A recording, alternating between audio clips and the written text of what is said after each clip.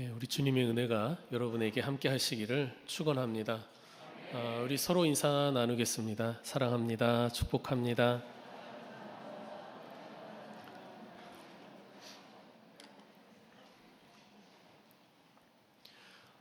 우리 성도들은 삶이 어떤 문제를 만났을 때, 또 어려움을 당할 때, 힘들 때, 또 하나님의 말씀을 기억하고 묵상하고 또 그 말씀을 통해 힘을 얻고 위로를 받고 하는 그런 말씀들이 분명히 있을 거예요. 여러분 힘들 때마다 기억나는 말씀들 있을 텐데, 이제 저 또한 삶이 불만족스러울 때, 힘들 때, 그럴 때 저는 처음 교회에서 하나님의 은혜를 깨닫고 감사했던 기억을 떠올리면서 바로 믿음으로 얻는 의에 대한 오늘 말씀과 관련된 그런 교리를 묵상합니다. 혼자 생각을 하는데 많이 힘이 되지요. 내가 본래는 어떤 존재였는가, 그런데 내가 어떻게 이렇게 될 수 있었던가, 나는 어떤 사람인가, 그것에 대해 생각하게 되는데요.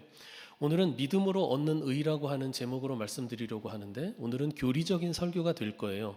좀 딱딱할 수 있겠지만 우리가 신앙생활 하면서 가장 기본적인 또 가장 중요한 교리에 대해 오늘 본문 말씀을 통해 좀 풀어나가면서 여러분에게 말씀을 드리고자 합니다. 제가 미리 이 말씀을 드리는 이유를 아시겠죠? 딱딱하다, 졸린다, 눈 감는다, 그러시는 분이 계실 텐데 미리 경고하는 거예요. 사람은 태어날 때부터 불평등의 조건을 갖고 태어나는 것 같아요. 좋은 지능 갖고 태어나는 사람이 있는가 하면 그렇지 않은 사람도 있죠. 건강하게 태어나는 사람이 있는가 하면 질병이나 장애를 갖고 태어나는 경우도 있어요. 부잣집에 태어나는 사람이 있는가 하면 가난한 집에 태어나는 사람도 있죠. 흔히 말하듯 금수저, 은수저를 물고 태어나는 사람이 있는가 하면 흙수저를 물었거나 아니면 수저 자체를 물지 못하고 태어나는 사람도 있는 것 같아요. 선진국이나 평화스러운 나라에 태어나는 사람이 있는가 하면 후진국이나 전쟁이 끊이지 않는 나라에서 태어나는 사람도 있어요. 그리고 동시대 같은 나라 같은 곳에 살아도 사람은 모두가 다르죠. 생긴 모습이 다르고 능력이 다르고 성격이나 기호도 다르고 하는 생각도 다릅니다. 똑같은 사람 정말 하나 없습니다. 그런데 모든 사람이 아주 중요한 한 가지 점에서 일치하는 게 있습니다. 평등한 것이 있습니다. 모두 죄인이라고 하는 사실이에요. 모든 인간은 본질적으로 죄인이라는 사실을 성경이 우리에게 가르쳐 주잖아요. 사도 바울이 오늘 본문에 이르기까지 로마서 1장에서부터 오늘 본문 전까지 쭉 전개해 온 주장도 그겁니다. 사람은 모두 죄 아래에 있다는 거죠. 유대인이든 헬라인이든 모든 사람은 죄인이라고 하는 사실을 증거하고 있어요. 유대인들의 경우는 자신들이 하나님으로부터 율법을 받은 그것을 잘 지키면 죄인이 아닌 의인이다라고 그렇게 생각했어요. 율법을 지킴으로 의로워진다라고 믿었어요. 그러나 사도 바울은 그렇게 율법을 지키는 행위로는 사람이 의로워질 수 없음을 가르쳐 주죠.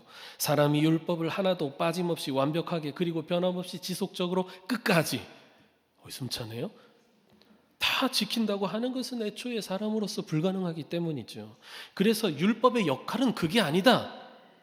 무엇이 아니다? 사람을 의롭게 하는 것이 율법의 역할이 아니라 무엇이 죄인지를 사람에게 알게 해주고 그래서 사람 자신이 죄인임을 깨닫게 해주는 역할을 율법이 하는 것이다라고 이렇게 율법의 역할을 규정해주고 있습니다. 오늘 본문 바로 앞에 나오는 로마서 3장 20절 말씀이 바로 그겁니다. 그러므로 율법의 행위로 그의 앞에 의롭다 하심을 얻을 육체가 없나니 율법으로는 죄를 깨달음이니라. 율법의 행위로는 율법을 잘 지킴으로써 하나님 앞에 의롭다함을 얻을 사람이 없다는 거예요.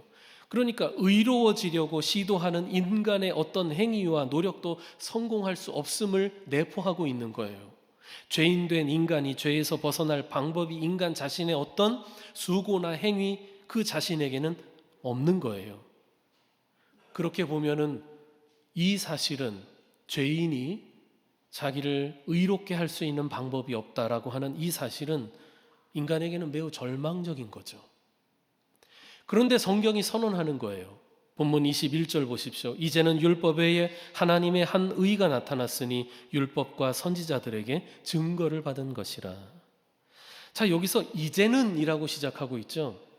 원문에는 헬라어 데가 붙어 있어요. 그래서 원래 그 헬라어 원문대로 번역을 하자면 그러나 이제는 but now라고 해석해야 더 정확하겠죠. 그러나 이제는 이라고 하는 이 표현은 하나의 전환점을 의미할 때 우리가 쓰는 표현이잖아요.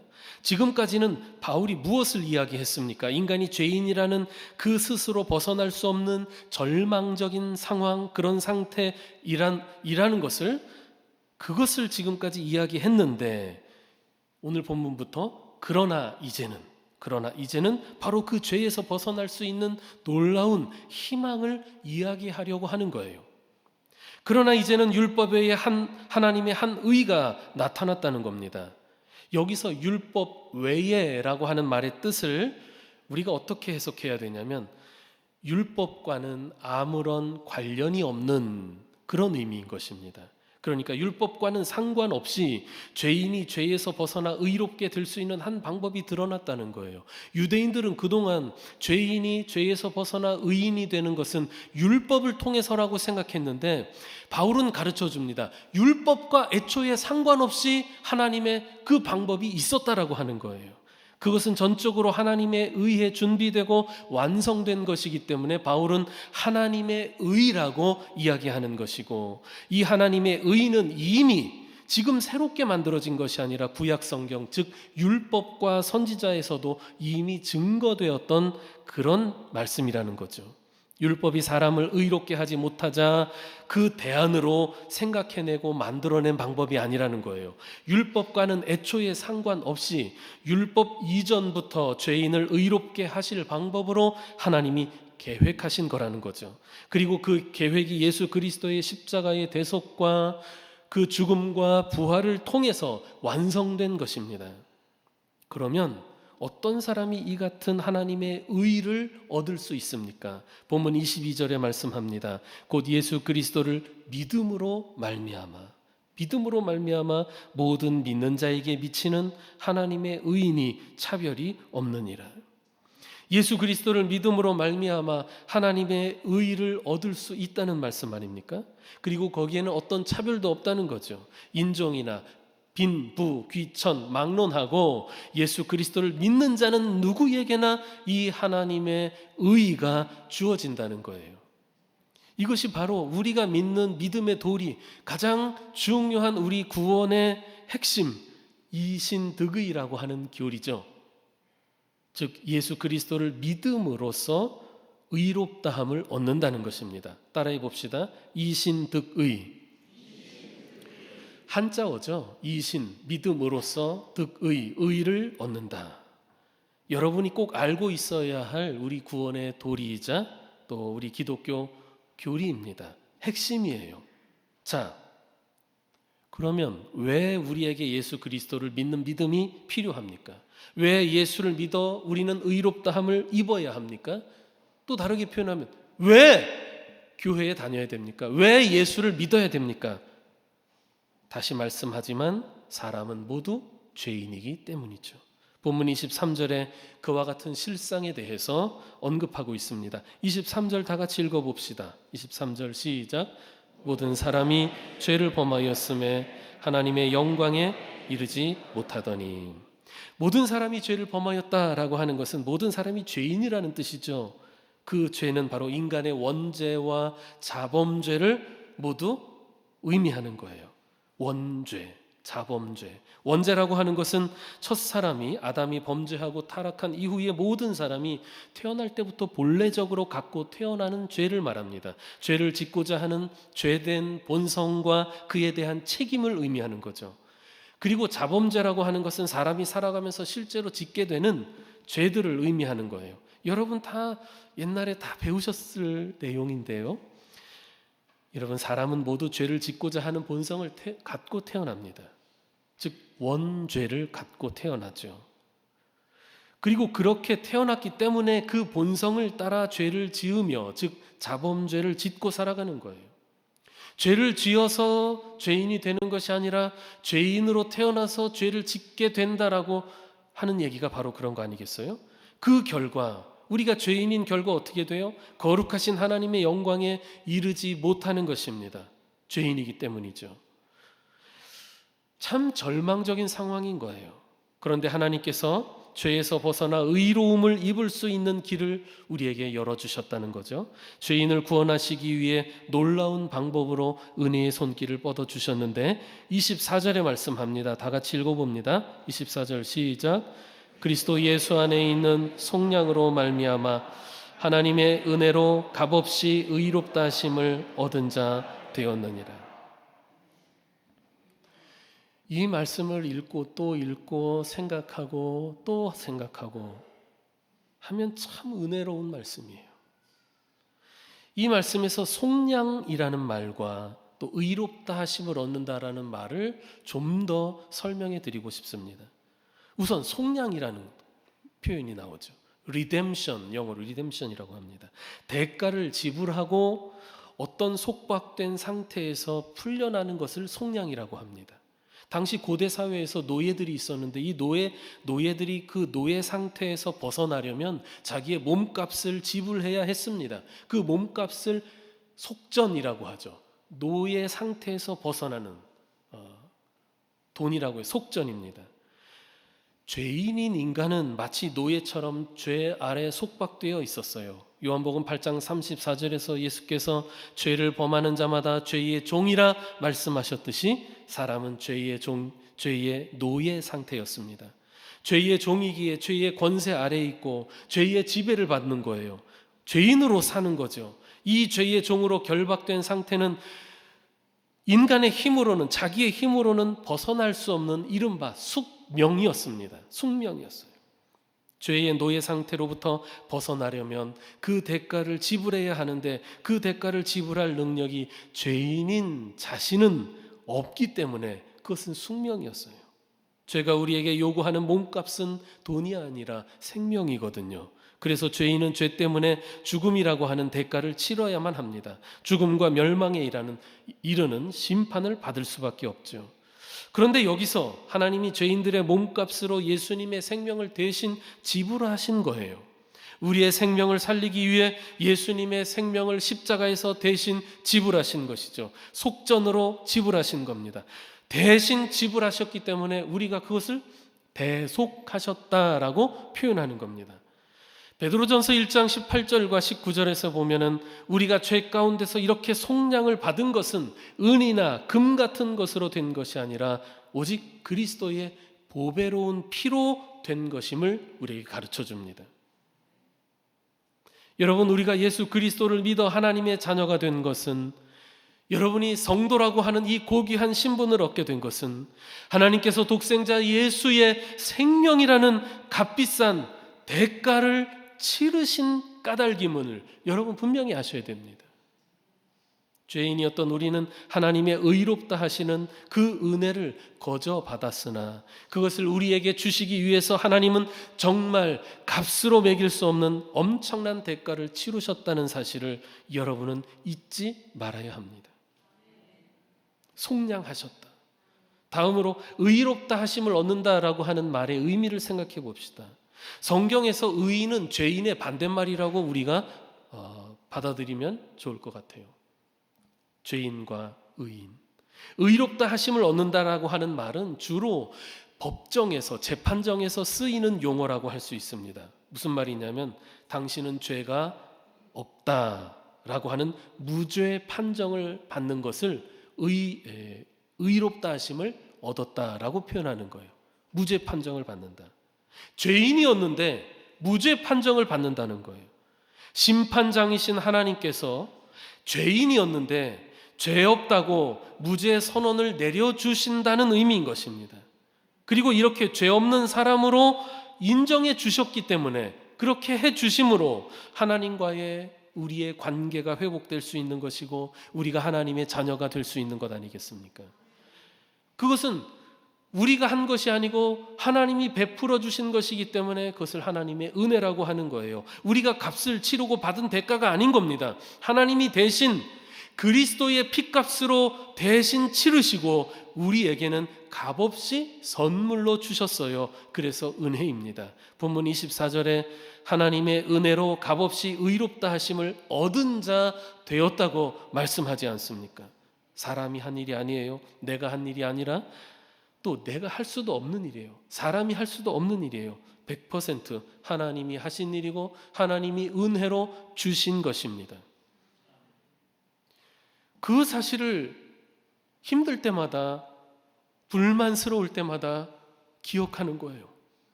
묵상하는 거예요. 얼마나 은혜가 되는지 몰라요. 이렇게 죄에서 구원하시는 하나님의 은혜, 의롭다 여기시는 은혜를 우리의 것이 되도록, 내 것이 되도록, 그 구원의 은혜가 내 것이 되도록 받아들이는 것이 믿음입니다. 믿음은 받아들이는 거예요. 하나님이 만드신 것을 받아들이는 거예요. 우리는 하나님의 아들 예수 그리스도께서 내 죄를 위해 십자가에서 피 흘려 죽으시고 부활하신 사실을 믿고 예수님을 나의 주님으로 받아들이면 됩니다. 그렇게 믿음을 통해 의롭게 여겨주시는 하나님의 은혜를 우리가 입게 되는 거예요. 하나님은 예수 그리스도의 십자가와 부활을 통해 우리가 의롭다함, 즉 죄가 없다는 인정을 얻을 수 있게 해주셨습니다. 그리고 그 일이 예수 그리스도를 믿는 자에게 정말 값없이 이루어지게 하셨지요. 값없이 주시는 은혜입니다. 그러므로 믿음은 하나님으로부터 의롭다고 인정받을 수 있는 방법이자 통로라고 할 수 있습니다. 이것이 오늘 본문에서 가르쳐주는 믿음으로 의롭다함을 얻는 원리인 것입니다. 그런데 이런 의문이 드는 거예요. 하나님께서는 왜 죄인들에게 이 같은 은혜를 베푸시는가? 죄인들은 그 죄에 따라 심판하셔서 멸망에 던지셔도 죄인들 입장에서는 억울할 일이 없어요. 하소연할 까닭이 없어요. 그런데 왜 굳이 당신의 독생자 예수를 십자가의 그 고통과 죽음에 내어주시면서까지 이 죄인들을 위한 구원의 은혜를 베푸시는 것일까? 우리에게 그럴 만한 자격이 있어서인가요? 물론 아니죠. 왜 그러시는 건가? 그거는 하나님의 본질적 특성이자 존재 방식 때문에 그래요. 바로 사랑이라고 하는 것이죠. 사랑은 하나님의 존재 방식, 하나님의 본질적 특성이에요. 하나님이 우리를 사랑하시기 때문이에요. 요한복음 3장 16절이 그걸 말씀하죠. 하나님이 세상을 이처럼 사랑하사 독생자를 주셨으니 이는 그를 믿는 자마다 멸망하지 않고 영생을 얻게 하려 하심이라. 하나님께서 구원의 은혜를 내리시는 것은 우리를 향한 하나님의 사랑 때문이에요. 우리가 하나님의 자녀요 거룩한 성도의 신분을 갖게 된 것은 오직 하나님의 놀라운 사랑 때문이었음을 우리는 잊지 말아야 합니다. 죄인인 우리가 의롭다함을 얻도록 하나님께서는 예수 그리스도를 하나님과 또 사람 사이를 화목하게 하는 희생제물로 삼으셨어요. 본문 25절이 그 이야기를 하는데 25절 보십시다. 이 예수를 하나님이 그의 피로써 믿음으로 말미암는 화목제물로 세우셨으니 이렇게 말씀하지요. 화목제물이라고 하는 말은 말 그대로 불화하고 있는 상태에 있는 상대방을 화목하도록 하는 희생제물을 의미하죠. 사람은 하나님과 원수가 되었거든요. 죄 때문에, 죄로 인해 하나님과 분리되고 멀어지고 거룩하신 하나님과 원수가 되었지요. 예수 그리스도는 바로 그 죄인들이 하나님과 화목하게 되도록 십자가에서 드려진 희생 제물인 거예요. 하나님께서 독생자 예수님을 제물로 내어 주신 거예요. 구약의 제사 제도에 의하면은 죄인인 사람이 거룩하신 하나님 앞에 나아가기 위해서는 반드시 죄를 씻어야만 하고, 그래서 죄를 대신 짊어지고 그 죄값을 대신 치를 제물이 필요했던 거예요. 이 제물은 하나님과 원수된 상태를 화해시키기 위한 것이었죠. 죄인이 하나님과 화목하게 되는 데에는 반드시 희생의 피가 요구되었던 거예요. 희생 제물을 왜 드리느냐? 희생의 피가 요구되었던 거예요. 화목하기 위해서는 희생의 피가 요구되었다. 그래서 구약시대에 희생 제물을 드린 거죠. 그러나 구약시대의 제물로 드려지는 그 짐승의 피는 일시적이고 그 효력도 제한적이어서 그것을 하나님께서 근본적인 해결책으로 주신 것은 아니었어요. 단지 장차 오게 될 완전한 제물이신, 완전한 희생 제물인 예수 그리스도를 미리 보여주신 그림자에 불과했던 거죠. 중요한 것은요, 하나님께서 죄인인 사람들과 화목하시기 위해 먼저 화해의 손을 내미셨다는 것입니다. 그것도 독생자 예수 그리스도를 화목제물로 주시는 그 희생을 감수하시면서 손을 내미신 거예요. 믿음은 바로 그 손을 잡는 겁니다. 그래서 하나님과 화목하게 되는 것입니다. 예수님은 하나님의 그 흠없는 어린 양이 되어 십자가에서 온전한 희생 제물이 되셨는데, 예수님은 그 하나님의 뜻을 이루시기 위해 죽기까지 철저히 순종하셨습니다. 십자가에 달리셔서 그 고통 중에 그 고귀한 피를 흘리심으로 단번에 그리고 온전하고 영원한 제사를 드리신 거예요. 그것을 히브리서 9장이 우리에게 말씀해 줘요. 그러므로 이제는 구약시대처럼 더 이상 짐승으로 드리는 그 임시적이고 일시적인 제사를 우리가 드릴 필요가 없게 되었고요, 우리는 언제든지 예수 그리스도의 그 십자가의 희생의 공로를 의지해서 그 믿음으로 담대하게 하나님의 은혜의 보좌 앞으로 나아갈 수 있게 된 것입니다. 그것을 히브리서 10장이 이어서 가르쳐 주죠. 다시 본문 25절을 보십시오. 그의 피로써 말미암는 화목 제물로 세우셨다, 이렇게 말씀합니다. 잘 들여다보세요. 그의 피로써 믿음으로 말미암는 화목 제물이라고 했습니다. 이 말씀은 아주 중요한 것을 우리에게 가르쳐 줍니다.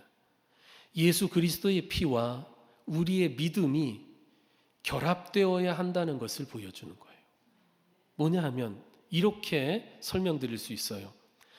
사람이 아무리 훌륭하고 또 독실한 믿음을 가졌더라도 만일 그리스도께서 십자가에서 보혈을 흘리지 않으셨다면 그 훌륭한 믿음 아무런 효과를 발휘하지 못할 겁니다.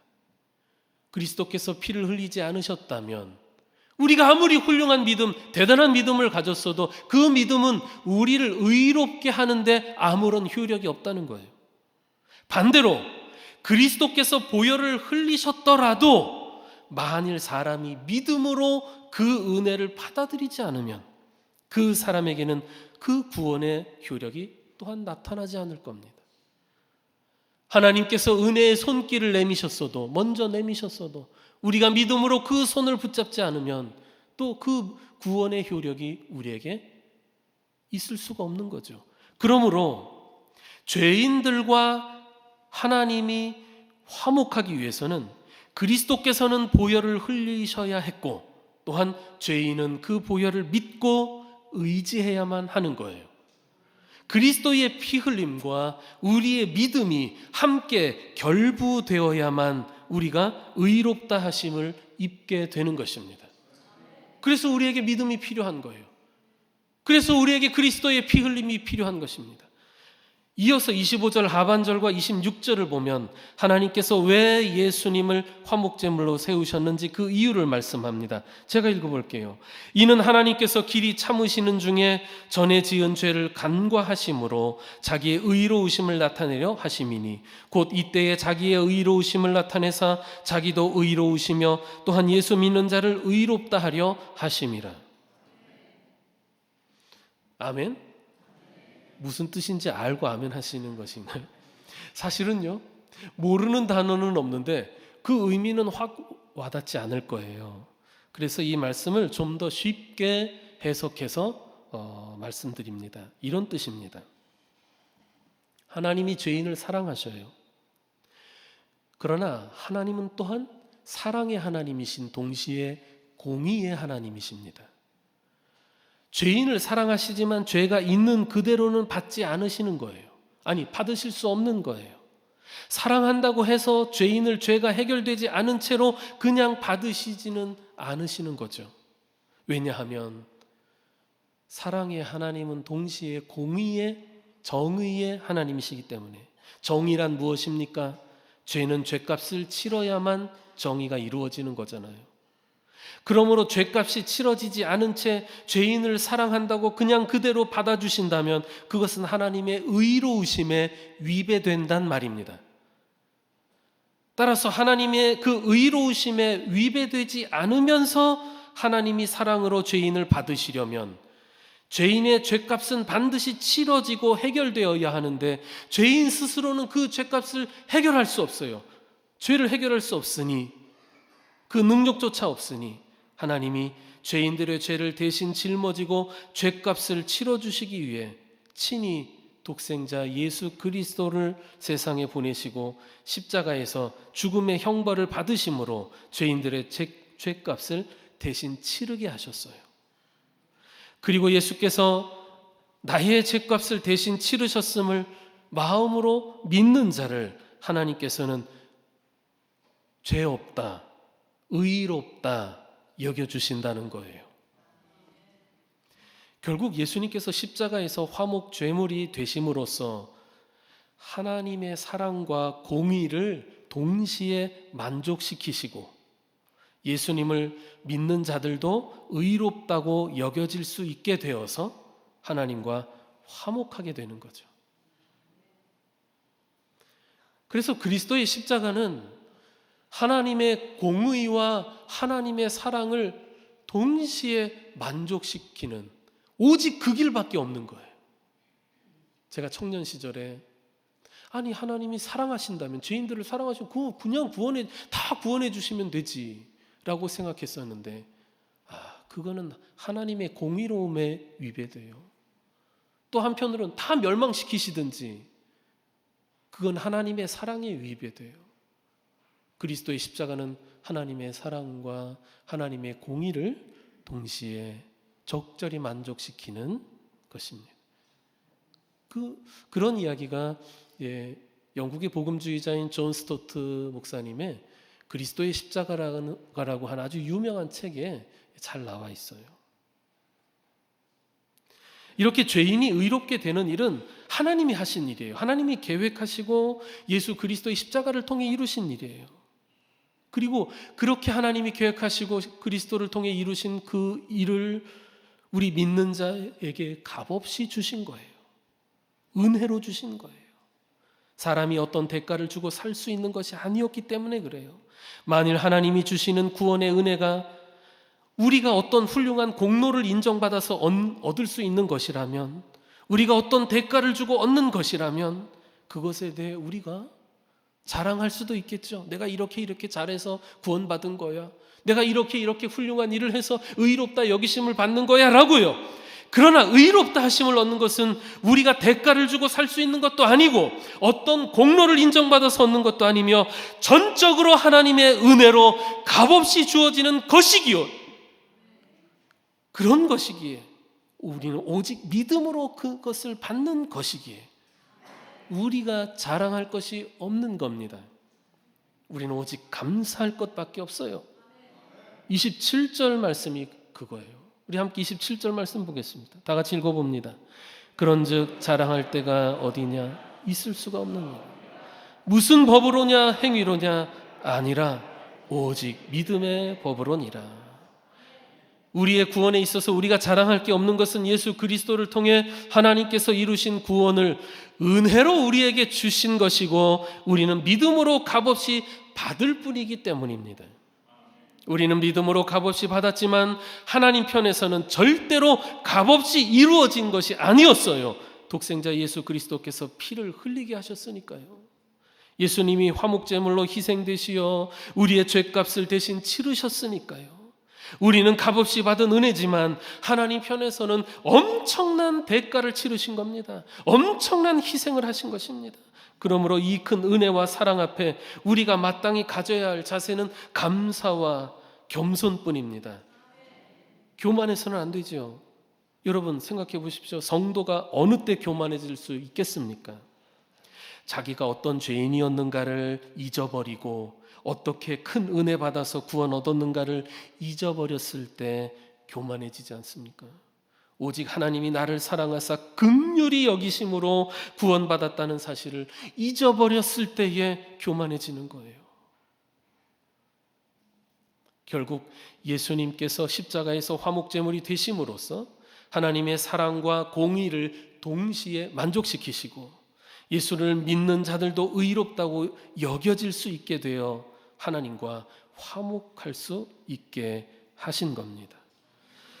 이렇게 죄인이 의롭게 되는 일은요, 처음부터 끝까지 하나님이 계획하시고 예수 그리스도를 통해 이루셨어요. 참 놀라운 은혜입니다.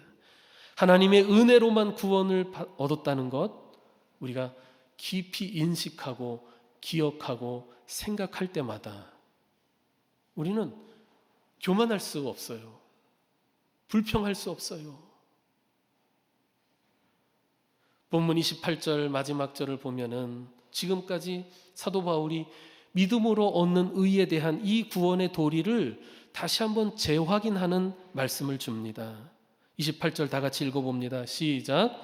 그러므로 사람이 의롭다 하심을 얻는 것은 율법의 행위에 있지 않고 믿음으로 되는 줄 우리가 인정하노라. 아멘. 여기서 인정하노라라고 하는 말의 뜻은 뭐냐 하면 내 마음속에 확고하게 결론을 내렸다라고 하는 뜻입니다.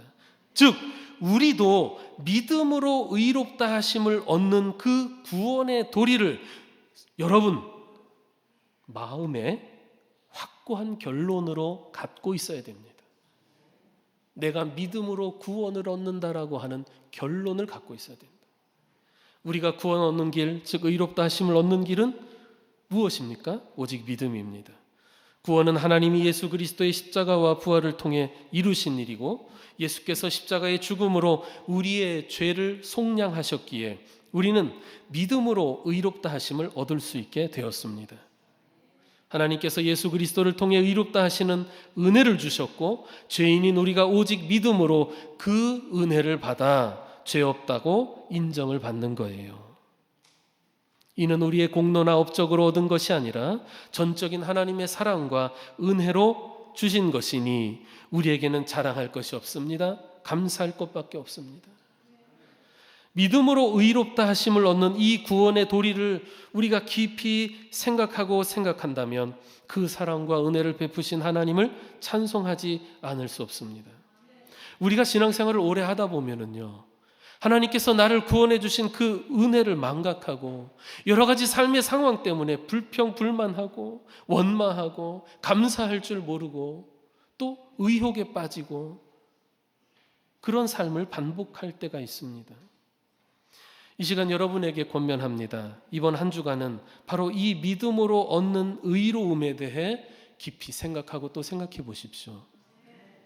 로마서 3장 21절부터 28절까지 사도 바울이 우리에게 가르쳐준 그 도리를 한 절 한 절 읽어가면서 묵상해 보시면 좋을 것 같습니다.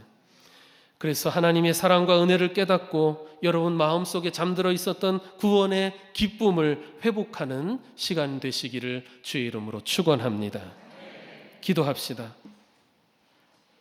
죄와 허물로 죽었던 우리를 예수 그리스도의 십자가 희생으로 살려주시고 믿는 자마다 의롭다 하심을 얻을 수 있도록 은혜 베푸신 하나님의 크신 사랑을 찬양합니다. 믿음으로 의롭다 하시는 구원의 도리를 우리가 마음 깊이 묵상하며 늘 감사와 찬송을 잊지 않도록 성령께서 우리를 깨우쳐 주시옵소서. 예수님의 이름으로 기도합니다. 아멘.